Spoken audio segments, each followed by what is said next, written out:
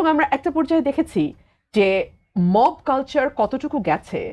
গত 2 দিন আগে একজন সাবেক এমপির সাবেক স্ত্রীর বাসায় 50 থেকে 60 জন মানুষ সোকল তথ্যের ভিত্তিতে গিয়ে ভ্যান্ডালাইজ করেছে। এখানে অনেকগুলো প্রশ্ন আসে। এক, তাদের এই ভ্যান্ডালাইজ করার বা এই বাড়িতে ঢুকবার আইনগত কোনো ভিত্তি আছে কি?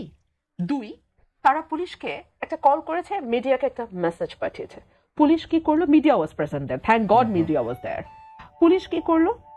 3, এই ঘটনাটি ঘটলো এবং একটা প্রেসিডেন্ট তৈরি করলো।